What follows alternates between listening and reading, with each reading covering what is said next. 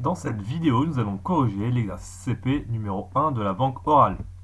Donc voici l'énoncé de l'exercice. Question numéro 1, on considère deux suites numériques UN et VN, telles que VN est non nul à partir d'un certain rang et UN est équivalent à VN. Démontrer que UN et VN ont même signe à partir d'un certain rang. Et question numéro 2, déterminer le signe au voisinage de l'infini de UN égale sinus hyperbolique de 1 sur n moins tangente de 1 sur n. Donc si vous voulez faire l'exercice, vous pouvez mettre la vidéo en pause, sinon je la corrige. Donc voici quelques rappels. Soit UN et VN, deux suites à valeur réelle. UN et VN sont dites équivalentes si et seulement si il existe une suite epsilon n telle que la limite quand n tend vers plus l'infini de epsilon n égale à 0 et il existe un rang grand N antinaturel tel que pour toute petite n supérieure ou égale à grand N, UN égale VN fois 1 plus epsilon n. Donc on voit que si deux suites sont équivalentes et qu'elles ont chacun une limite, eh bien ces deux limites sont les mêmes puisque 1 plus epsilon n du coup va tendre vers 1, donc du coup la limite de UN va être égale à la limite de Vn. Et donc du coup, une fois qu'on a ces deux points là, on dit que ces deux suites sont équivalentes et on note alors UN est équivalente avec une vague à Vn.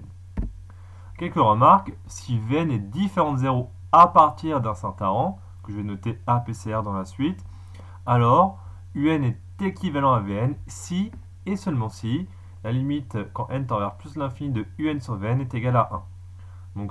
Donc du coup, si Vn est différent de 0 à partir d'un certain rang, on pourra bien considérer le quotient UN sur Vn qui sera bien défini à partir d'un certain rang. Donc du coup, la limite, si elle vaut 1, ça voudra dire que les suites sont équivalentes.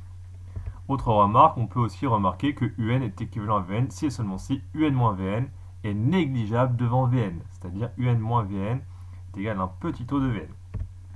Donc question numéro 1, UN est équivalent à Vn, on sait que Vn, je le remets dans, voilà, on sait que Vn aussi est non nul à partir d'un certain rang, d'accord, donc ça va être important, Vn est non nul à partir d'un certain rang, on va l'utiliser, et les deux suites UN et Vn sont équivalentes, donc comme la suite Vn est non nulle à partir d'un certain rang, il existe un entier n0 à partir duquel la suite Vn est non nulle. Donc pour tout n supérieur ou égal à n0, Vn différent de 0.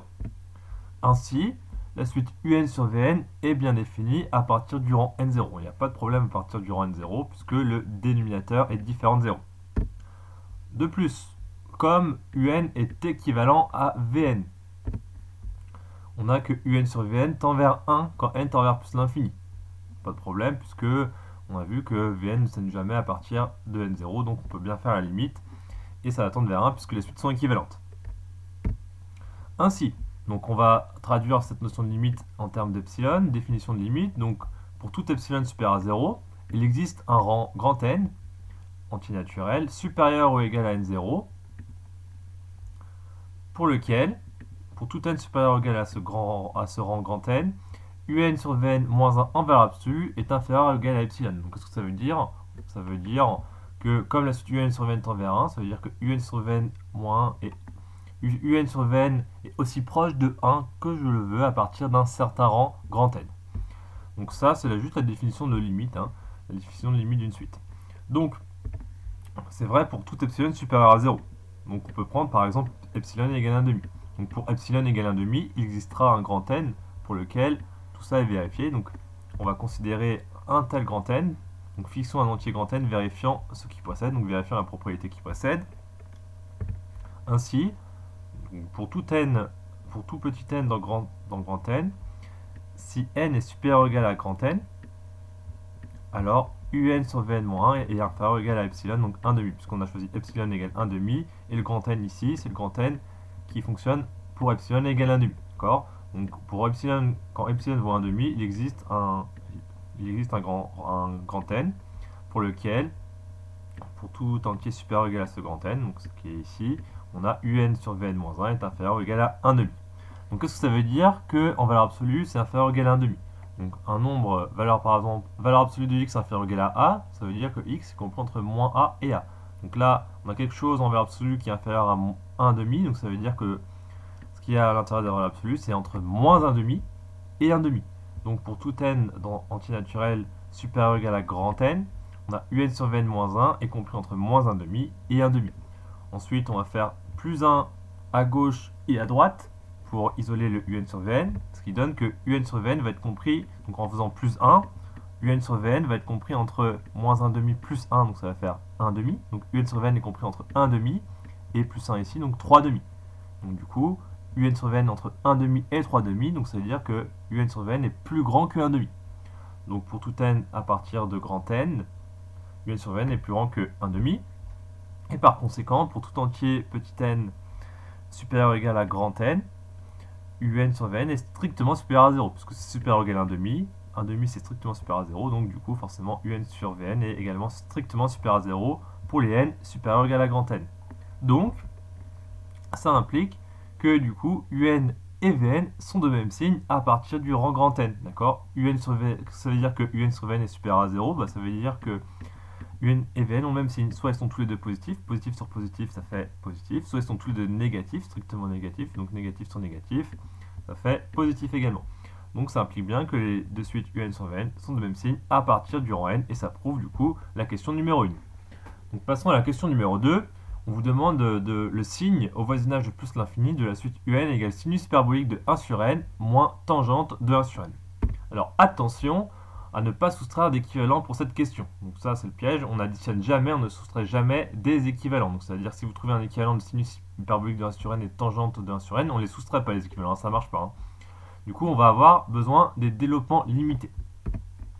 Donc on a les développements limités à l'ordre 0 suivant. Donc pourquoi à l'ordre 0? Puisque là n tend vers plus l'infini, donc sinus de 1 sur n, donc 1 sur n ça tend vers 0, donc ce qui nous intéresse ça va être le développement limité de sinus hyperbolique en 0, et même chose, le développement limité de tangente en 0.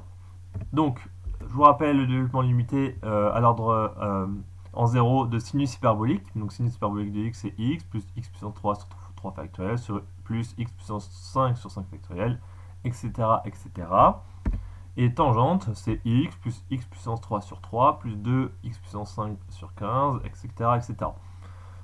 Et donc là, j'ai mis Bn, j'ai mis le coefficient en terme général. Donc Bn sont les nombres de Bernoulli. Alors, vous n'êtes pas obligé de connaître le terme général hein, du développement limité de tangente. Hein. Il suffit juste de trouver les 3-4 premiers termes. Tangente, c'est sinus sur cos, on peut retrouver facilement hein, les 2 ou 3 premiers termes. Donc voilà, donc on a le développement limité de sinus hyperbolique et de tangente en 0. Donc, on obtient alors, donc on peut soustraire les développements limités, ça, il n'y a pas de souci. Donc, qu'est-ce qu'on va obtenir? Donc, on va soustraire d'abord x avec x, donc là, ça va s'annuler. Ensuite, on va continuer, l'ordre 3, donc x puissance 3, donc on soustrait sinus hyperbolique par tangente, donc x puissance 3 sur 3 factoriel, moins x puissance 3 sur 3. Donc, ça va donner quoi? Donc, ça va donner, donc je fais la soustraction, hein, donc ça va donner du coup 1 sur 3 factoriel. Hein. On factorise par x puissance 3, et on remplace x, hein, on remplace du coup x par 1 sur n. Hein. Je remplace x par 1 sur n. Hein. X par 1 sur n, je peux, puisque 1 sur n tend vers 0. Et là, c'est bien le développement limité en 0. Donc du coup, si je remplace x par 1 sur n, ça fait du 1 sur n au cube dans les deux cas. Donc c'est pour ça que je factorise par 1 sur n au cube. Et il reste 1 sur 3 factoriel, et il reste 1 sur 3. Et donc je les soustrais. Et après, je ne m'occupe pas du reste, donc tout le reste, de toute façon, c'est négligeable devant x puissance 4, hein, donc c'est-à-dire 1 sur n puissance 4. Donc c'est négligeable devant 1 sur n puissance 4. Donc voici un développement limité de la suite un en plus infini. Donc on simplifie, on calcule ça, donc 1 sur 3 factoriel moins 1 sur 3, donc 1 sur 3 factoriel, ça fait 1 sixième moins 1 tiers, fois 1 sur n puissance 3, plus petit o de 1 sur n puissance 4, donc voilà, on simplifie tout ça. Donc ça donne moins 1 sur 6 fois n au cube plus petit o de 1 sur n puissance 4. Donc là, on a juste mis au même dénominateur. On a multiplié par 2 en haut et en bas ici. Hein, 2 sur 6. Là, on a 1 sur 6. Donc ça fait bien moins 1 sur 6. Hein. Voilà. Donc un, c'est égal à moins 1 sur 6 n au cube plus petit o de 1 sur n puissance 4. Donc si c'est un petit o de 1 sur n puissance 4, c'est en particulier un petit o de ça, de 1 sur n puissance 3. Donc du coup, en fait, on peut en déduire que la suite un est équivalente à moins 1 sur 6 n puissance 3. D'accord? La suite un, du coup, elle est équivalente à moins 1 sur 6 n puissance 3. Parce que le reste, c'est négligeable hein, devant moins 1 sur 6 n puissance 3. Donc on peut le supprimer. Donc c'est juste équivalent à ça. Donc un est équivalent à moins 1 sur 6 n puissance 3. Et du coup, on va pouvoir appliquer le résultat qu'on a démontré dans la question 1. Donc comme on a deux suites qui sont équivalentes, au voisinage de l'infini, un est donc négatif puisque moins 1 sur 6 puissance n puissance 3 est négatif pour tout entier naturel non nul. Hein, d'accord, ça c'est tout le temps négatif à partir du rang 1 ici. Donc du coup, un est donc négatif au voisinage de l'infini.